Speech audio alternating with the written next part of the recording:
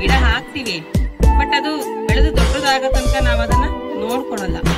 ನಾವು ಪ್ರಕೃತಿಗೆ ಬಿಟ್ಬಿಡ್ತೀವಿ, ನೀವೇ ನೋಡ್ಕೊಂಡ್ಬಿಡ್ರಿ ಅಂತ.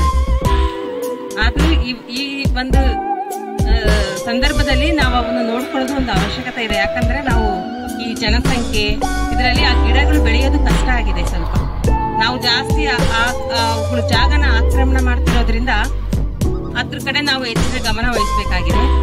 ಮತ್ತೆ ನಾವು ಪ್ರತಿ ವರ್ಷ ಏನು ಪರಿಸರ ದಿನಾಚರಣೆ ಏನ್ ಮಾಡ್ತೀವಿ, ಜೂನ್ 5ರಂದು ಸರ್ವೇ ಸಾಮಾನ್ಯವಾಗಿ ಎಲ್ಲಾ ಕಡೆ ನಾವು ಇಲಾಖಾ ವತಿಯಿಂದ ಮಾಡ್ತಾ ಇರ್ತೀವಿ. ಪ್ರತಿ ವರ್ಷನೂ ನಾವು ಈ ಒಂದು ಪರಿಸರ ದಿನಾಚರಣೆ ಮಾಡ್ತೀವಿ.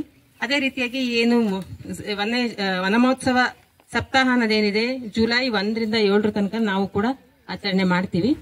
ಅದರಲ್ಲಿ ತಾವು ಕೂಡ ಎಲ್ಲ ಭಾಗಿಯಾಗಿರೋದು ತುಂಬಾ ಖುಷಿ ವಿಚಾರ.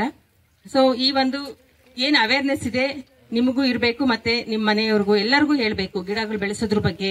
ಮನೆ ಮುಂದೆ ಜಾಗ ಇದ್ರೆ, ಹಿತ್ತಲಲ್ಲಿ ಜಾಗ ಇದ್ರೆ, ಜಮೀನು